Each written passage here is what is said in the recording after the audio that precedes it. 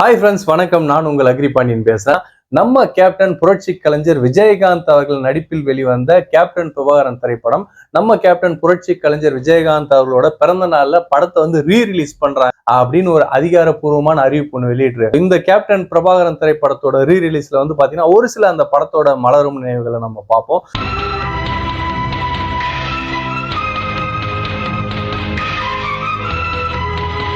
இந்த படத்தோட டைட்டிலே பாத்தீங்கன்னா கேப்டன் பிரபாகரன். சோ பிரபாகரன் அப்படின்னு டைட்டில் வைக்கிறதுக்கு காரணம் நம்ம புரட்சி கலைஞர் கேப்டன் விஜயகாந்த் அவர்களுக்கு தமிழீழ தலைவர் பிரபாகரன் அவர்கள் மீது பாத்தீங்கன்னா அதீத பற்று. ஸோ ஈழத்தமிழர்கள் மேல இருக்கக்கூடிய ஒரு அன்புன்னு பாத்தீங்கன்னா நம்ம கேப்டன் புரட்சி கலைஞர் விஜயகாந்த் அவர்களுக்கு சினிமாவில் நடிக்க வந்த காலத்துல இருந்தே இருந்ததுங்க. ஸோ 1984, 86 காலகட்டத்துல பாத்தீங்கன்னா ஈழத்தமிழர்கள் மீது சிங்கள ராணுவர்கள் தாக்குதல் நடத்துறப்பெல்லாம் உண்ணாவிரதம் போராட்டம் எல்லாம் நடத்தியிருக்காரு நம்ம கேப்டன் புரட்சி கலைஞர் விஜயகாந்த் அவர்கள். அது மட்டும் இல்லாம அவருடைய பிறந்த நாளே பாத்தீங்கன்னா ஈழத்தமிழர்கள் கொத்து கொத்தா கொலை செய்யப்படுறாங்க சிங்கள ராணுவர்களால. நான் எப்படி என் பர்த்டேவை கொண்டாடுறதுன்னு தன்னோட பிறந்த நாளை கூட கொண்டாடாம தள்ளி வச்சவர் நம்ம கேப்டன் புரட்சி கலைஞர் விஜயகாந்த் அவர்கள். சோ அவங்க மேல இந்த பற்றின் காரணமாகவும் தலைவர் பிரபாகரன், தமிழீழ தலைவர் பிரபாகரன் அவர்கள் மேல இருந்த பற்றின் காரணமாக பாத்தீங்கன்னா இந்த படத்துக்கு கேப்டன் பிரபாகரன், அதுவும் தன்னோட 100வது படத்துக்கு மாவீரனோட பேர் வைக்கணும் தான் பாத்தீங்கன்னா இந்த கேப்டன் பிரபாகரன் திரைப்படத்துக்கு டைட்டில் இப்படி வச்சிருக்காரு. என்ன அழிக்கிற சக்தி ஆண்டவனை தவிர வேற யாருக்கும் இல்ல.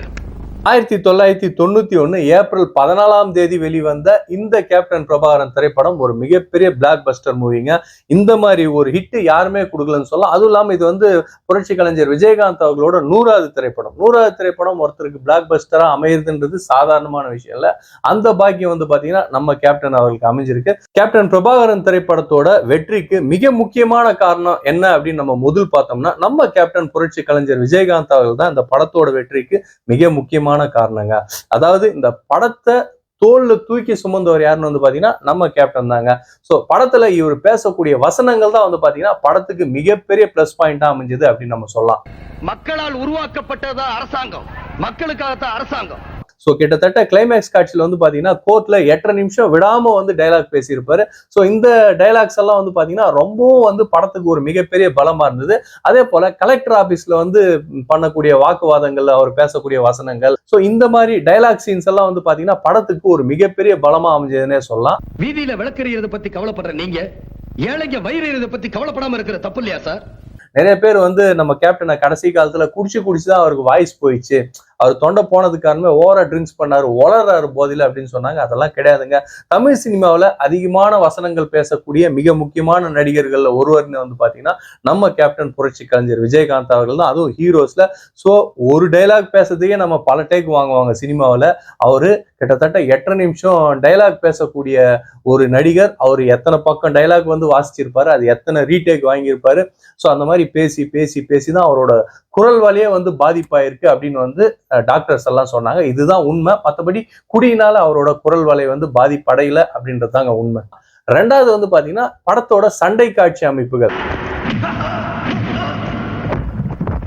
நம்ம கேப்டனா பாத்தீங்கன்னா சண்டை காட்சிக்கு முக்கியத்துவம் கொடுக்குறவர். இந்த கேப்டன் பிரபாகரன் திரைப்படத்துல சண்டை காட்சிக்கு ரொம்ப முக்கியத்துவம் கொடுத்திருப்பாருங்க. ரொம்ப ரிஸ்க் எடுத்திருப்பாரு. ஸோ ட்ரெயின் மேல நடக்கக்கூடிய ஃபைட் ஆகட்டும், அதே போல கிளைமேக்ஸ் காட்சியில மலை உச்சியில இருந்து ஒரு 20 அடி ஃபீட்ல இருந்து அவர் கீழே விழுந்து அவர் இடுப்பெலும்பு உண்மையிலே உடஞ்சிருச்சுன்னு சொல்றாரு ஆர்.கே. செல்லுமணி அவர்கள். அது கேட்கும்போது நமக்கே பக்குன்னு இருக்கு. ஸோ இந்த மாதிரி ரிஸ்கி ஸ்டன்ஸ் எல்லாம் பாத்தீங்கன்னா இந்த படத்தோட ஹிட்டுக்கு ஒரு மிக முக்கியமான காரணமா அமைஞ்சதுன்னே நம்ம சொல்லாங்க. அடுத்து பாத்தீங்கன்னா இசைஞானி இளையராஜா அவர்களோட இசை.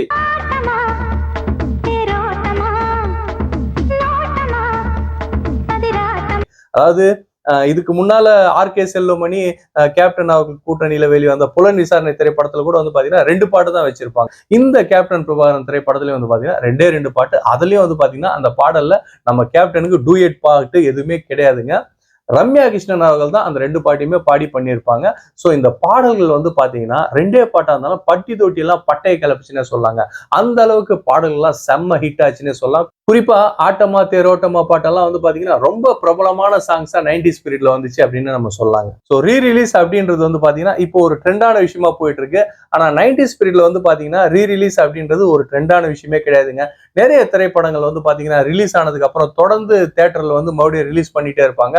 அதுலயும் இந்த கேப்டன் பிரபாகரன் திரைப்படம்லாம் பாத்தீங்கன்னா ஒவ்வொரு ஊர்லயும் வருஷத்துக்கு கிட்டத்தட்ட ஒரு 7-8 தடவைக்கு மேல அந்த ஊர்ல வந்து இருக்கக்கூடிய எல்லா தியேட்டர்லயும் இந்த திரைப்படத்தை ரிலீஸ் பண்ணுவாங்க. 1991 இருந்து 2001 வரைக்கும் வந்து பாத்தீங்கன்னா இந்த கேப்டன் பிரபாகரன் திரைப்படத்தோட சேட்டலைட் ரைட்ஸ் வந்து பாத்தீங்கன்னா ப்ரொடியூசர் வந்து யாருக்குமே கொடுக்கல. ஏன்னா சேட்டலைட் ரைட்ஸ் கொடுத்தா தியேட்டருக்கு வந்து யாரும் பார்க்க மாட்டாங்க அப்படின்றதுனால சேட்டலைட் ரைட்ஸ் வந்து கொடுக்காம வச்சிருந்தாங்க. ஸோ தொடர்ந்து ஒரு 10 வருடங்கள் வந்து பாத்தீங்கன்னா அந்த கேப்டன் பிரபாகரன் திரைப்படம் ரீரிலீஸ் அதிகமா பண்ணி நிறைய வசூல், அதாவது 91 இருந்து 2001 வரைக்கும் 10 வருஷம் வந்து பாத்தீங்கன்னா அதிகமான வசூல் எடுத்த திரைப்படம் வந்து பாத்தீங்கன்னா இந்த கேப்டன் பிரபாகரன் திரைப்படத்தை நம்ம சொல்லலாம். வீரபத்ரனுக்கு உதவி பண்றதை நிறுத்திட்டு எங்களுக்கு ஒத்துழைப்பு கொடுக்க முடியுமா, முடியாதா? கேப்டன் பிரபாகரன் திரைப்படத்தை வந்து பாத்தீங்கன்னா ராஜ் டிவில ஃபர்ஸ்ட் 2000 அன்னைக்கு பொங்கல் திருநாள்ல தான் வந்து பாத்தீங்கன்னா ஒளிபரப்புனாங்க. ஸோ அது வரைக்கும் எந்த டிவி சேனலுக்கும் இந்த படத்தோட சேட்டலைட் ரைட்ஸ் கொடுக்கல. அதுக்கப்புறம் வந்து பாத்தீங்கன்னா இந்த படத்தோட சேட்டலைட் ரைட்ஸ் வந்து ஜெயா டிவி வாங்கிட்டாங்க. விஜயகாந்த் அவர்களோட நிறைய திரைப்படம், நம்ம கேப்டன் அவர்களோட நிறைய திரைப்படம் வந்து பாத்தீங்கன்னா ஜெயா டிவி தான் வாங்கியிருப்பாங்க. அப்போ வந்து பாத்தீங்கன்னா ஏடிஎம்கேக்கும் நம்ம கேப்டனுக்கு இருந்த கான்ட்ரவர்சி காரணமா அவரோட திரைப்படங்கள் எதையுமே வந்து ஜெயா டிவில ஒளிபரப்புல. உதாரணத்துக்கு சொல்லணும், சிறையில் பூத்த சின்ன மலர், கேப்டன் பிரபாகரன், பரதன், இந்த மாதிரி நிறைய திரைப்படங்கள் சொல்லிட்டே போகலாம். ஸோ இதெல்லாம் வந்து பாத்தீங்கன்னா ஜெயா டிவி வசம் தான் இருந்தது. அவங்க இந்த படத்தை வந்து ஒளிபரப்புல. ஸோ இந்த கேப்டன் பிரபாகரன் திரைப்படத்தோட சாதனை அப்படின்னு வந்து பாத்தீங்கன்னா இதுக்கு முன்னால வந்து அத்தனை திரைப்படங்களோட வசூல் சாதனையும் ஒட்டு மொத்தமா உடைச்சிருச்சு அப்படின்னு நம்ம சொல்லலாம். கேப்டன் பிரபாகரன் திரைப்படம் வந்து பாத்தீங்கன்னா கேப்டன் அவர்களுக்கு 100வது திரைப்படம். இப்ப இருக்கக்கூடிய நடிகர்லாம் வந்து பாத்தீங்கன்னா படத்தோட ஆரம்ப காட்சியிலிருந்து கடைசி வரைக்கும் நான் ஸ்கிரீன்ல இருக்கணும், அப்படிதான் கதைய வடிவமைப்பு இருக்கணும்னு வந்து டைரக்டா பிரஷர் போடுவாங்க. ஆனா நம்ம கேப்டன் புரட்சி கலைஞர் விஜயகாந்த் அவர்கள் புலன் விசாரணையில நம்ம சரத்குமார் சார் அவர்கள் அறிமுகப்படுத்தினாங்க. அதுக்கப்புறம் வந்து பாத்தீங்கன்னா நம்ம சரத்குமார் சார் அவர்கள் எங்கிட்ட மோதாதே திரைப்படத்துல ஒரு சண்டை காட்சியில வாய்ப்பு கொடுத்திருப்பாரு. திரும்பவும் வந்து பாத்தீங்கன்னா இந்த கேப்டன் பிரபாகரன் திரைப்படத்துல அவருக்கு மறுபடியும் வாய்ப்பு கொடுங்க, அவர் பெரிய நடிகரா வரணும், பெரிய கதாநாயகனா வரணும் அப்படின்னு சொல்லிட்டு என்ன பண்ணிருப்பாருன்னா ஒரு அரை மணி நேர காட்சியை வந்து பாத்தீங்கன்னா சரத்குமார் அவர்களுக்கே ஒதுக்கி இருப்பாருங்க. சோ இது மிக முக்கியமான விஷயம். ஃபர்ஸ்ட் அரை மணி நேர காட்சியில வந்து பாத்தீங்கன்னா நம்ம கேப்டன் அவர்கள் படத்துல இருக்கவே மாட்டாரு. ½ an hour பொறுத்து தான் வந்து பாத்தீங்கன்னா நம்ம கேப்டன் புரட்சி கலைஞர் விஜயகாந்த் அவர்களோட ஒரு மாசான என்ட்ரி சீன் காட்டியிருப்பாங்க. சோ அந்த அளவுக்கு சரத்குமார் அவர்களுக்கு ஒரு மிகப்பெரிய ஸ்பேஸை தமிழ் சினிமாவில் கொடுத்தவர் யாருன்னு வந்து பாத்தீங்கன்னா நம்ம கேப்டன் புரட்சி கலைஞர் விஜயகாந்த் அவர்கள். அது மட்டும் இல்லாம தாய்மொழின்னு இன்னொரு படம், ஸோ அந்த படத்துல கூட வந்து பாத்தீங்கன்னா நம்ம கேப்டன் அவர்கள் சரத்குமாருக்காக வந்து கெஸ்ட் ரோல்ல நடிச்சு கொடுத்து அந்த படத்தை வந்து ஹிட் பண்ண வச்சிருப்பாரு. ஸோ அந்த அளவுக்கு சினிமாவில் வளரக்கூடிய நடிகர்களுக்கு முக்கியத்துவம் கொடுக்கக்கூடிய ஒரு நல்ல மனிதர் யாருன்னு வந்து பாத்தீங்கன்னா நம்ம கேப்டன் புரட்சி கலைஞர் விஜயகாந்த் அவர்கள்.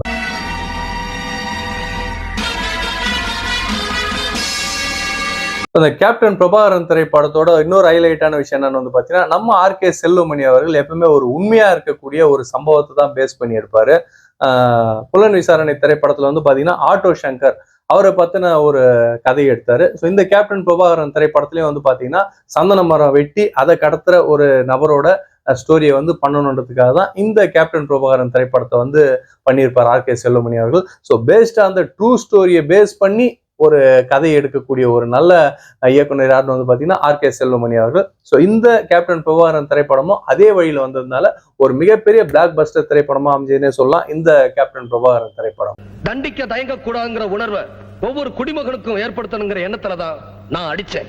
இந்த ரீரிலீஸ் அப்படின்ற ஒரு விஷயம் வந்து பாத்தீங்கன்னா 90s பீரியட்ல வந்து ரொம்ப பிரபலமா இருந்தது. அதாவது ஒரு படம் வந்துச்சுன்னா செகண்ட் ரிலீஸ் பண்ணுவாங்க, தேர்ட் ரிலீஸ் பண்ணுவாங்க. படத்தை வந்து பாத்தீங்கன்னா ஒரு வருஷத்துல 5-6 தடவை ரிலீஸ் பண்ணுவாங்க. அந்த விதத்துல இந்த கேப்டன் பிரபாகரன் திரைப்படம் ஒரு வருஷத்துல ஒரு 20 தடவைக்கு மேல ஒவ்வொரு ஊர்லயும் ரிலீஸ் பண்ணுவாங்க. அந்த அளவுக்கு ஒரு மெகா ஹிட் பிளாக் பஸ்டர் திரைப்படம்னா இந்த கேப்டன் பிரபாகரன் திரைப்படம் தான். வீரபத்ரனை பிடிக்கிற பொறுப்பை ஒரு நேர்மையான போலீஸ் அதிகாரிகிட்ட நீங்க ஒப்படைக்கணும்.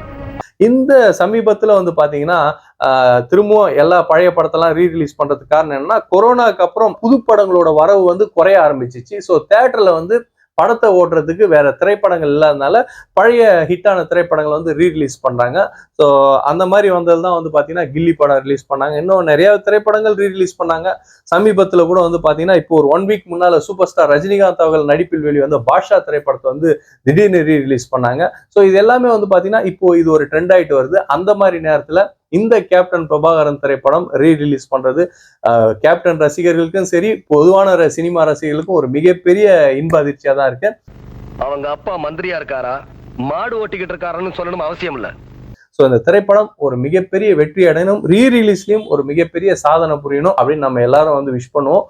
ஸோ நம்ம சேனலை சப்ஸ்கிரைப் பண்ணாதவங்க தயவு செஞ்சு சப்ஸ்கிரைப் பண்ணிடுங்க. நன்றி நன்றி நன்றி.